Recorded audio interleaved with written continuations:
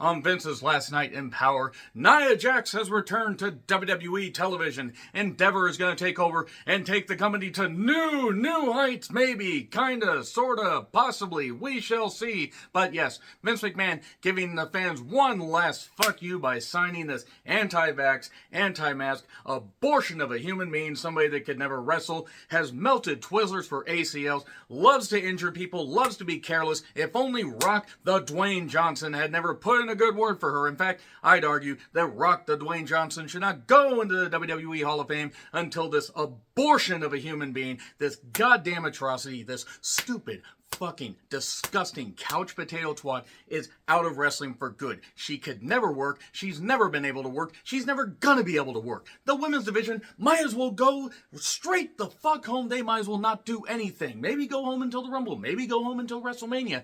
Maybe just go home for another month, because it probably won't take too long for her melted Twizzler ACLs to just snap, and then hopefully she has to drag her pathetic, weak, anti-vax superior immune system ass out of there in a business she never fucking belonged in. Nia Jax back on WWE programming. Vince McMahon cementing the fact that this is the second worst tragedy to happen on this particular date, and the second worst thing that he has put on his program surrounding the events of this particular day. Remember when Stephanie McMahon compared the 3,000 people that died in the attacks to her parents and her family going through the steroid trial? God, I hope Stephanie McMahon has the worst goddamn life too. Fuck you, Stephanie. How fucking dare you? And fuck you, Nia Jax. And if you're a fan of Nia Jax, I really feel sorry for you. Anyway, I'm John Rickman with my review of WWE Raw from the Norfolk Scope.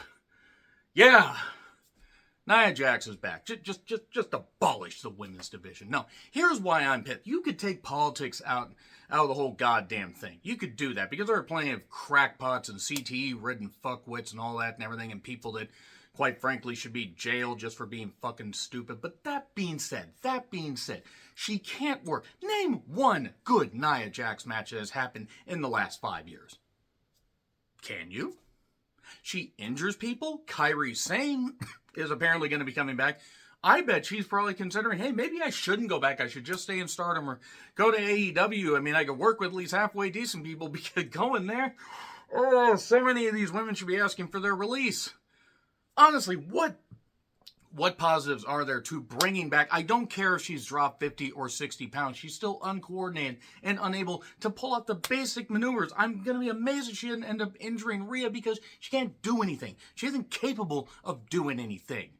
You disgusting twat. I hope you snap every goddamn nerve and tendon in your body, and you have to drag your weak ass out there. It's what you deserve. You don't deserve happiness. Lena, you don't deserve happiness. You deserve to be the most miserable goddamn person, because you are the epitome of nepotism and somebody that doesn't deserve any happiness, especially in wrestling. Don't worry, she's one of the many people that I hate. And by the way, if you are a Nia Jax fan, you have instantly just said, I can't fucking listen to this anymore. Yeah, I'm fucking pissed, because there are so many women they could have signed. They had Mercedes and Trinity. Mercedes Moné and Trinity. You know, Sasha Banks and Naomi. They had them last year, didn't want to do the proper thing creative-wise, and I don't blame them for leaving. They've done some great things. Trinity is in Impact doing well. Mercedes Moné is coming off of an ankle injury. But they have so many other women. You could call up women from the goddamn NXT system. Bring Awesome Kong in for one goddamn shot. Even do right by her, since they didn't do right by her the first goddamn time. Do something. Bring back Lita. Lita, while she can barely, even run and can't even, jump and leave the ground at the same time. It's a miracle. She sinks further into the goddamn mat. She would be better. They could bring back Bertha Faye, who has been dead for about 20 goddamn years. They could bring back so many other people instead of Nia Jax. And it's not to invoke a reaction like, oh, people are going to be so pissed they're going to be tuned in. I don't really think there was a clamoring to bring back this idiot. This fucking worthless piece of shit idiot that, quite frankly, if she was going to spill the tea, here's the thing, honey, you wouldn't drink tea because it's actually healthy for you. You wouldn't actually do something healthy for your body. You would trust your superior immune system. You know, the same immune system, the same body that both your ACLs snapped because even your body didn't want to put up with you. Who the fuck would want to put up with her? Her parents should be arrested for bringing her into this goddamn world, not doing the right thing. Here's another thing before I really get into the rest of Raw here. AEW frustrates me because they do have a chance, and they keep torpedoing, much like WCW. They keep torpedoing themselves. They have a chance to build their women's division and do some good things, but they have Saraya, Defender of Abusiverse, and a whole bunch of other things here. And WWE is stocked with so much great talent in their women's division. They have Piper. You have Piper, somebody who can work, who can do things, who can cut promos, even if I need subtitles to understand her because of her thick accent. Piper can work. She's a big lass, as it were, but she's bigger than the others, but she can move well. When has Nia Jax been able to move well? When somebody suddenly says, hey, Nia, there's a vaccine thing over there. You better run away from it. Oh, she snapped her ACLs again, which I hope she does. I really hope she does. And I hope her family's there. And I hope Dwayne maybe sees this and realizes, hey, Dwayne, you never really should have recommended her for the goddamn business. God, this is just... Rhea is going to fucking herniate every disc and nerve in her back, and all the small women in the division might as well go home. Just go home. Request your release. Go elsewhere. Triple H, you ain't fucking see. I mean, he ain't seeing heaven for a lot of goddamn things like Katie Vick and a whole bunch of other stuff. We're coming up on the 21-year anniversary of that and everything, but no, he ain't seeing heaven for this. I mean, Shawn Michaels, despite the fact that he can see 3 different directions with 2 eyes, it's a miracle. I don't understand how he's able to do that. Maybe he sees with his 3rd eye. Ho ho. Sonny knows about that. Enough about Sonny. Shawn Michaels, at least, is halfway booking the women's division properly in NXT. It may not be exactly my cup of tea, but every time I check out clips of it, or check out a match when it's on the cock, at least it seems like the women's division is busy. More women should request to go to NXT. They should extend NXT to 3 hours, put Raw to 2 hours, and 30 minutes of that could just be people trying to get a good match out of Nia every single week. And 10 minutes of that could be her entrance and her exit. Because she moves with all the grace of a drugged rhinoceros. So yeah, let's get into the goddamn review here. So they're in the Scope. Yeah, the Scope, the site of Starrcade 1988. Starrcade 1991. And World War III 95. World War III 96. Okay, Starrcade 88 really is where we should just stop there because, yeah, the rest of those weren't all that great. But it's a great atmosphere. It's a different looking building. If you look at it on the outside, like you see pictures on the outside, but if you see how it looks inside without people, it's very weird. It's a dome shaped like thing. And it was, they broke ground like I think the late 60s. They opened up in 71. It's a great atmosphere. NWA, WCW events, various WWE events, a lot of Crockett events. They had a lot of house shows. They had a lot of, they had tapings. They had the pay-per-views. They had a lot of, WCW had that. WWE's had a lot of stuff there. And look, let me just make it clear. This show wasn't that great outside of a few things anyway. This pretty much just cemented the fact that it is Vince McMahon proving once again he hates the wrestling fans. Because now, Triple H is by no means a perfect guy. And if Triple H did sign off on this goddamn thing and actually didn't put his foot down, or if he just went along with it, whatever. He only has so much power. But if he was the one that signed her, he's a fucking idiot, and they should really get rid of him. And if Triple H, just couldn't say anything to Vince, well, Vince, I really hope that your goddamn back snaps. I really hope the worst happens to everybody that signed off on this. And if Endeavor signed off on this, yeah, I hope Endeavor has the worst goddamn Christmas. Not that they will, because they have billions and billions of dollars wrapped up in this. So we get to see what Endeavor is going to do. Since Vince McMahon will no longer be in charge of the goddamn company. So yeah, never forget what Stephanie McMahon said 22 years ago and all that. And they had about 7,500 people, according to WrestleTix. It might have been a little bit more. And for the stage and for the area and for the obstructed seats they had, that was pretty close to, maybe not a sellout, but a capacity crowd for the setup they had. Great atmosphere in the Scope. It holds the noise. It's got a lot of great history. Here's Jay to a pop. There are white people doing the wave. Goddamn white people.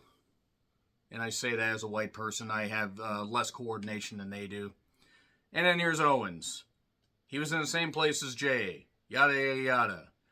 I don't want to make it seem like I'm down on this show, and I get what they're trying to do. Jay has done a whole lot of bad stuff, had a chance to break free. He did not want to break free with Sami and Owens, and now he's having to repair all this stuff and prove that he has turned over a new queef. More Judgment Day stuff. Dominic gets booed. It's way past, oh, he's getting heat. Now it's just they're having fun with it. They've been having fun with it, to me, since just after Mania. The Raw after Mania, from then on, they've been doing it where they've been having fun with it. I'm not saying they don't really like the guy. I don't. He has all the coordination of a recently born giraffe with Lyme disease. But at least he can get some good reactions. And the less I have to see him wrestle, the better. Owen says he'll fight any of them. Jay says, hey, why don't I join you? And then we have a tag match. Holla, holla, holla. But can they get along? Did it matter? Did it fucking matter? There was that brain buster variation thing that Owens does off the top was pretty well done. I'll say that much. I don't know how he's able to do that. Kevin Owens will not be wrestling past WrestleMania 41. There is no way. Not with his body in the shape it's in. Not with the history of injuries. He can go and go for only so goddamn long.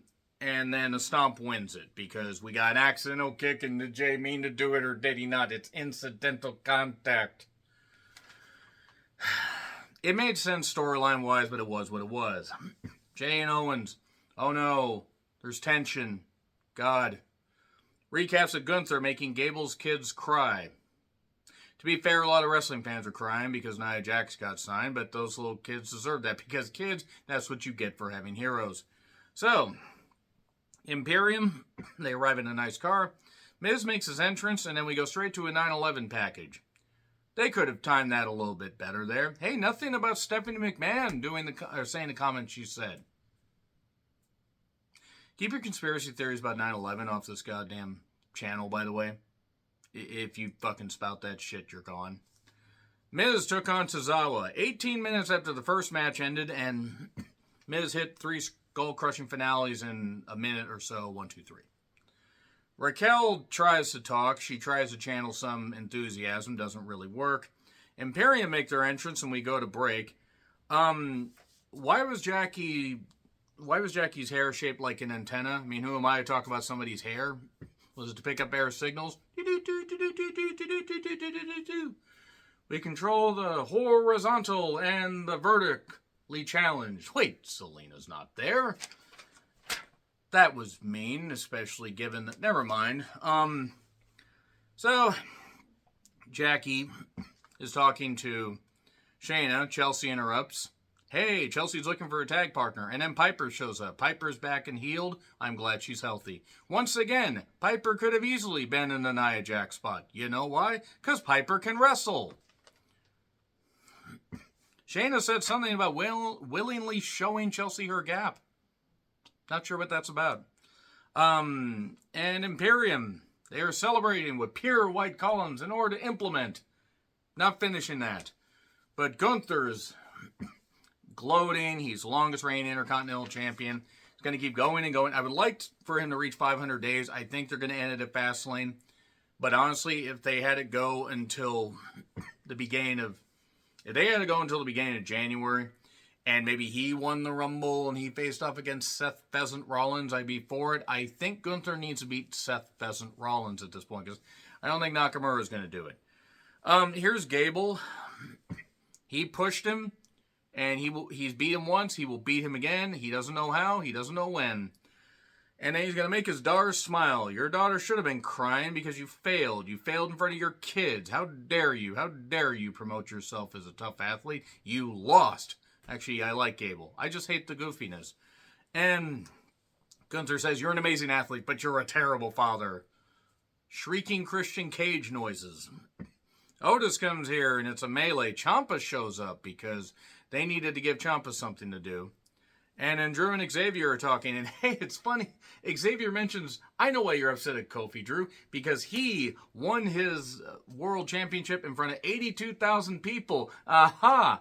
Gee, I wonder why they went with that figure. Yeah, there wasn't 82,000 people. I wonder. But you won your world championship in front of no people.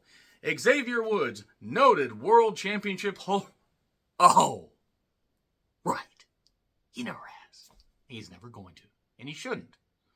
As great as Xavier is, and he is very talented, he's approaching 40. I don't mean to be ageist, but if I say about the women that when they reach near 40, sometimes they might want to consider winding down unless they're just really, really gifted and can just keep going and going and going like, Bull Nakano did and Aja Kong did and various others.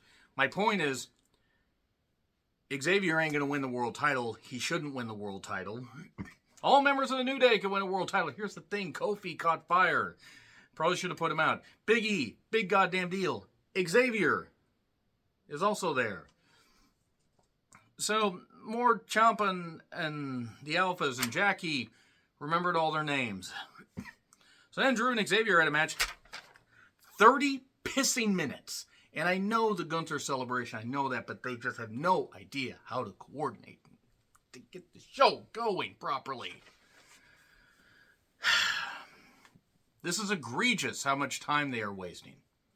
I'm not saying it needs to be like Nitro where they have 10 or 11 matches for a 3-hour show. They had 6 matches on a 3-hour show. Yes, less is more, but if you have squashes, if you establish people, if you do something, maybe build the women's tag division and not sign Nia Jax and do something properly, then maybe you actually can have a coordinated show. As it is, Triple H at times has made Raw and SmackDown decent, maybe even good. This wasn't one of them. There were elements of good. Drew eventually won with a Claymore. Xavier taking it in the face, going sword to sword with another guy. Rhea is taped up and strapped on. Cody comes out and barely says anything. Here's Dominic and here's the Funko Pop man himself. I cannot take JD seriously. I can't. I fucking can't. It looks like, he reminds me of Peter Griffin when he was, when he was the explorer and went in the Fountain of Youth and he just had the big head when he came out of the fountain. That's what he is. I'm sorry. I can't unsee it. And then we get more boos. And then both get laid out by Cody. Cody was going to say something. It's probably that he is going to go to SmackDown to finish his story. Drew doesn't trust Jay. They're having a match next week. Shayna then beat Chelsea Green in less time than it took for me to actually say that. Yeah, she won with the former Piper's Pit. Please do not bring back Ronda Rousey. We already have enough troublesome people. And the aftermath with Piper and Zoe's down there. And Zoe was just thrilled to be at the Scope because she was there when the first show happened. She was there when Starrcade 88 happened. She remembers so many great goddamn shows. She was cheering Randy Savage when he won the world title at World War III, 1995. One of these days I'll stop making those jokes, except I won't. But Zoe and Shayna, you know what? It gives them something to do. I will say that much. Nakamura is not done. I mean, he looks like he's done. He wrestles like he's done. But there we go. By the way, 17 minutes from the third match to that women's match that lasted not very much time. Seth skinned and killed the Cookie Monster or one of those puppets. I don't know what the hell those are. I don't know what that's from. It's the gif where it's puppets. If you can tell me what they're red and blue, not red versus blue. If you can tell me what that is, not red versus blue, but the puppets, and tell me what show that's from. He wants Nakamura, and then Nakamura's beating up Ricochet backstage. Oh no, the horror. Somebody please save Ricochet. Please, save him. Stop. Don't. How dare you, Nakamura. No, the horror. I like Ricochet. I just don't understand what the fuck they're doing with him. They have done nothing with him since he faced Logan Paul at SummerSlam. Nothing. Absolutely nothing. And then Jay and Finn are talking. It was funny how Finn said everybody's a fan. Rhea's a fan. For real? Because everybody loves Rhea. Can you blame them? And then Ciampa and the Alpha Academy along with, that was Maxine. Apparently Maxine walked a runway recently, and Triple H was there. Watch out, Stephanie. Watch out, he may be trading up. So anyway, they took on Imperium. 24 minutes between matches here. I hate to note that, but it's just there's so much dead time. And it's egregious. By the way, The Exorcist Believer looks like absolute dog shit. It comes out in about a month. I will be seated, even though I didn't hate the first Exorcist. I just didn't find it scary. So they're cheering Otis. You know, they don't deserve to be in the scope. Actually, this was a fun match, despite the goofy stupidness of it. Gable goes off and an ankle lock wins it. Vinci's selling the ankle that had previously been injured, and this ends at 7:27 p.m. By the time we get to the main event, we go 16 minutes. So before that, more Judgment Day stuff. I said I bet Funko Pop interferes. I would have liked an actual Funko Pop to interfere. Next week, Nakamura and Ricochet. Pierce has Becky and Tiffany sign the contract, and the way Becky was talking to Tiffany, Becky practically expected Tiffany to sign Crayon. Tiffany plays the ditch well. I'm saying plays it well. I might actually tape NXT and watch that match. That's about all I can endure of Booker T on commentary. They removed Booker T from commentary. I'll probably go back to NXT. But anyway, Rhea and Raquel entrances. And then they have a women's world title match that was it better than their payback match? Sure. It didn't have far to go to do that, though. Dominic was banned from ringside. Rhea having to sell her ass off for... Look, Raquel signed with the company, or debuted in wrestling in 2016. Raquel is 10 years younger than I am. This is not an ageist thing. This is a time thing. She has been going in wrestling for like 7 years, right? It's getting the 7-year itch. She is not going to get better. We will not live long enough for her to get better. Now, her and Rhea had some great matches in NXT. Again, this is better than the payback match. That's not saying much. I did like how, Rhea got the reverse leg bias like she did to Dominic and was just choking Raquel. It should have been me. God, buddy's so lucky. I'm so happy for them. So happy for them. I wish them nothing but the best. Solid fisting action between two Amazonian women. Me wants snoo, out me way. And then a bomb on the apron and Nia's back. Oh, if I'm in Endeavor, I'm getting pissed. Take that in your flywheel and smoke it. That's not how that works. Yeah. Raw reviews may be shorter after this because I may just cut out everything about the women's division just out of pure protest. Because if they're not going to treat the women's division seriously, then why should I? I really hope all the women are good. I really hope they stay healthy, and I really, really hope that Nia Jax just goodbye ACLs and you never walk again. Anyway, so there we go with that. I don't care if that's cruel. She doesn't deserve anything. Agree, disagree, what I said? Like, share, subscribe, Twitter handle in the description. I'm John Ritlin. I'll see you soon.